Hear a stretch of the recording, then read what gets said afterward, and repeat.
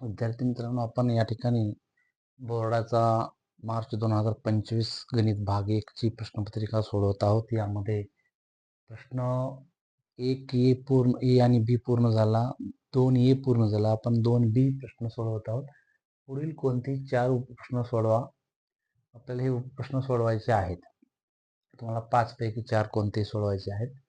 तर मग आपण वाचन करूया. प्रश्न समजून घ्या अगोदर. प्रश्न काय म्हणतोय. प्रश्न समजला की उत्तराकडे प्रश्न सांगत असतो कशा पद्धतीने जायचं आहे. एक सामायिक समीकरण सोडवायचं आहे.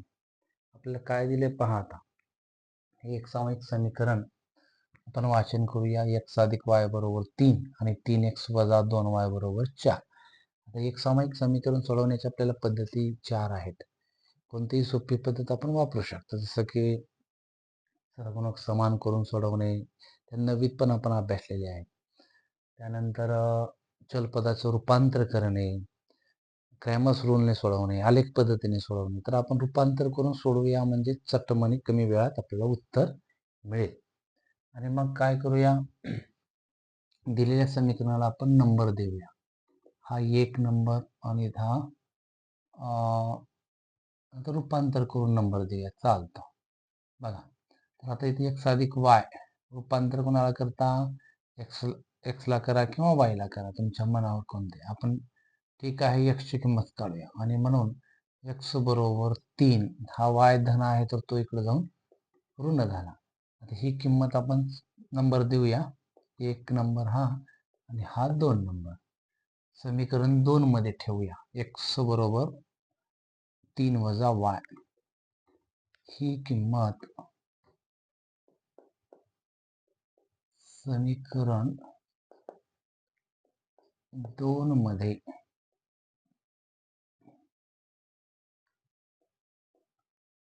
ठेवू. मग 2 ला खाली घ्या. 3x वजा 2y बरोबर 4. आपण x ची किंमत किती काढली, x बरोबर 3 वजा y. जिथे x आहे तिथे ती किंमत ठेवा. 3 जशास तसे गुणिले x ची किंमत किती काढली हो, तर 3 वजा y. 3 वजा y आपण कंसात घेऊया. वजा जशास तसे 2y जशास तसे बरोबर 4. याला सोडवूया. कंसाच्या बाहेर 3 आहे, म्हणजे आपण 3 ने या दोघाला आपण गुणलं जातं. 3 गुणिले 3 3 3 9. चिन्ह लक्षात घ्या. वजा 3 गुणिले y म्हणजे 3y वजा 2y बरोबर 4. म्हणून आता हे 9 आपण व्यस्त करू शकतो. इथं बरोबर लिहा, उजवी बाजू लिहा जशास तसे 4. हा 9 धन आहे, तो तिकडे जाऊन का होईल, ऋण 9 होईल. आणि इथं निरीक्षण करा, 3y ऋण आहे, 2y ऋण आहे, म्हणजे ऋणांची बेरीज होते. ऋण ऋण बेरीज ऋण 3 आणि 2 5y या पद्धतीने. म्हणजे ऋण 5y बरोबर आपल्याला 4 वजा 9 मिळाले. आणि परत मग म्हणून y ची किंमत काढणार आहे. तर y बरोबर, आता इथं मोठ्या संख्येचं चिन्ह द्या. 9 हा मोठा आहे, तिथं साईन दिलं. 9 मधून 4 कमी केले 5. आणि मग हा ऋण 5 जो आहे तो इथं कशात आहे, गुणाकारात आहे, तर तो कशात जाईल, भागाकारामध्ये जाईल. ऋण 5 या ठिकाणी भागाकारात गेलेला आहे, कारण गुणाकाराची व्यस्त क्रिया भागाकार. 5 5 आपण कटले तर उत्तर काय येईल, 1. 5 5 1 5. आणि म्हणून y बरोबर 1 ही किंमत मिळाली. आता ही किंमत चलपदाची आपण दोन्हीपैकी एकात ठेवा आणि x मिळवा. आणि मग आपण छोटं समीकरण कोणतं आहे, तर 1 आहे. मग इथे लिहूया, y बरोबर 1 ही किंमत समीकरण 1 मध्ये ठेवू. 1 ला खाली घ्या. 1 काय हो, तर x अधिक y बरोबर 3. म्हणून x जशास तसे अधिक y ची किंमत किती काढली आपण, 1, ती इथे ठेवा. आणि मग काही म्हणून x बरोबर उजवी बाजू जशास तसे 3. 1 हा धन आहे, धन असलेले व्यस्त ऋण 1. 3 मधून 1 गेला, उत्तर किती आलं, 2. आणि म्हणून x बरोबर 2 ही किंमत मिळाली. तर अशा पद्धतीने तुम्हाला समीकरण सोडवायचा अर्थ असतो की त्यामधले जे काही चल पद दिलेले असतात एक्स वाय झेड काही असतं त्याच्या किमती काढायच्या असतात. तर आपण y बरोबर 1 आणि x बरोबर 2 शेवटी आपण लिहू शकतो. x, y या किमती आहेत. x अनुक्रमे किती आहे 2 इक्विव्हॅलंट आणि दुसरी y किती आहे 1 कॉमा देऊन 1. तर या पद्धतीने आपण अगदी सोप्या पद्धतीने हे प्रश्न सोडवू शकतो. पुढचं समीकरण पहा. उपप्रश्न नंबर 2 वर्ग समीकरण अवयव पद्धतीने सोडवा.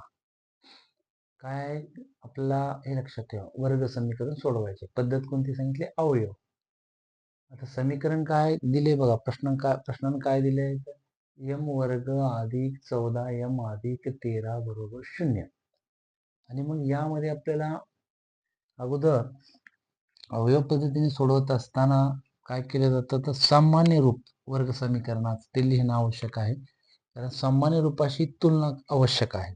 आणि मग सामान्य रूप काय आहे समीकरण? तर आपल्याला सूत्र आहे एक्स वर्ग अधिक bx अधिक c बरोबर 0. हे मूळ सामान्य रूप सूत्र आहे.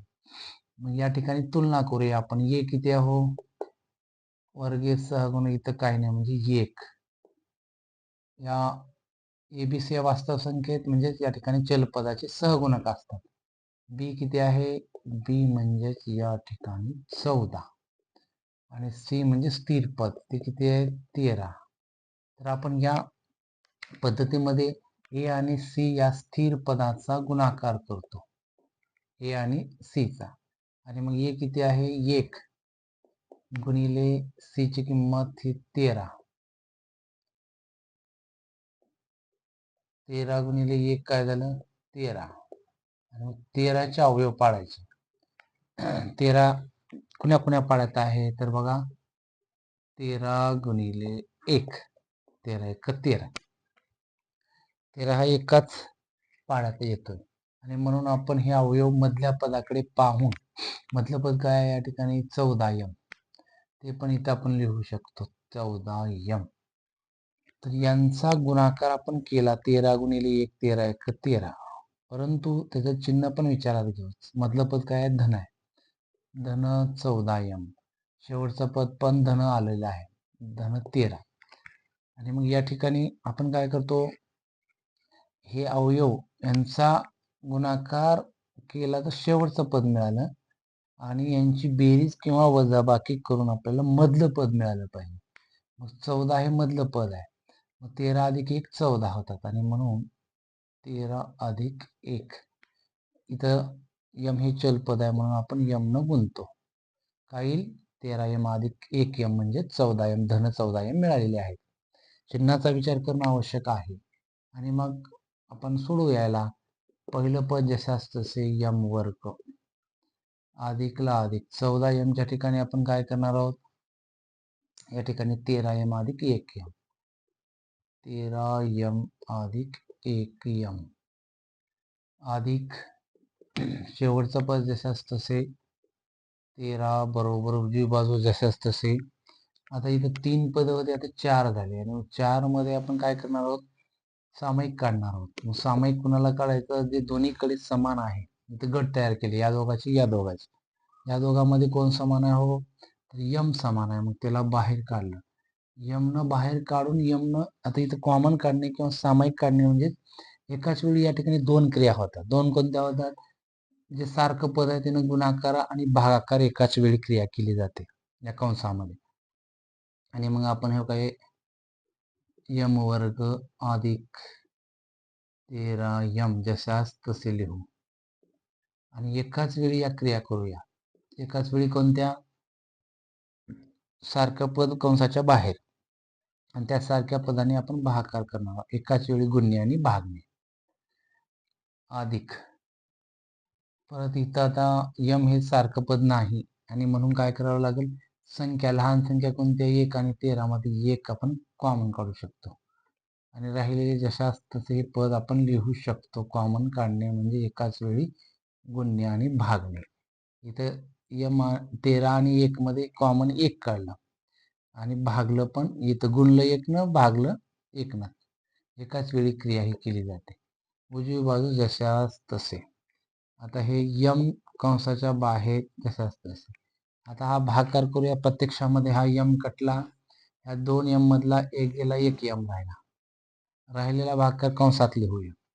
अधिक हा यम यम कटला म्हणजे राहिलं काय 13 अधिक जशास तसे कंसाच्या बाहेरली संख्या 1 न कोणत्याही संख्येला भागलं तर 30 संख्या येते. म्हणजेच या ठिकाणी यम अधिक 13 1 13. उजवी बाजू जशास तसे. परत आता आपल्याला या 2 कंसामध्ये तो सामायिक निघाला, सारखी संख्या निघाली म्हणून एक कंस 2 वेळा आलेला एक वेळा लिहायचा. कॉमन काढूया. यम अधिक 13 आणि राहिलेल्या संख्या दुसऱ्या कंसात घेतल्या आपण. चिन्ह इथं बदललं कारण 2 ठिकाणी एक कंस दोनदा आहे म्हणून आपण एकदा तो कॉमन काढला आणि राहिलेले गुणाकार देऊन या ठिकाणी राहिलेले पद लिहिले जातात. यम अधिक 1 या बाहेरच्या संख्या दुसऱ्या कंसात, पहिल्या कंसात 2 कंसात 1 कंस केला, कॉमन काढला. उजवी बाजू समान केली. इथे विद्यार्थी गोंधळ करतात. परत सांगतो मी या ठिकाणी दोनदा जो कंस आहे 2 ठिकाणी त्या कंसातले पद सारखे आलेले आहेत. तो 1 वेळा घ्यायचा आणि राहिलेले दुसऱ्या कंसात टाकायचं, चिन्ह गुणाकार घ्यायचा. म्हणजे हे कॉमन काढला आपण थोडक्यात. आणि मग म्हणून 2 कंसाचा गुणाकार 0 आहे म्हणजे एकतर पहिला कंस 0 असू शकतो किंवा दुसरा कंस 0 असू शकतो. इथं कंस काढून टाकला तरी चालेल. आणि मग काय होईल, यम अधिक 13 बरोबर 0 म्हणजेच यम बरोबर 13 ची व्यस्त काय होईल, ऋण 13. और या ठिकाणी इथं काय होईल, यम बरोबर धन 1 असल्या त्याची व्यस्त ऋण 1 होईल. अशा पद्धतीनं यमच्या 2 किमती मिळतात. यम बरोबर ऋण 13, यम बरोबर ऋण 1. हे फार सोपे प्रश्न आहेत, लक्ष दिल्यानंतर हे समजतात.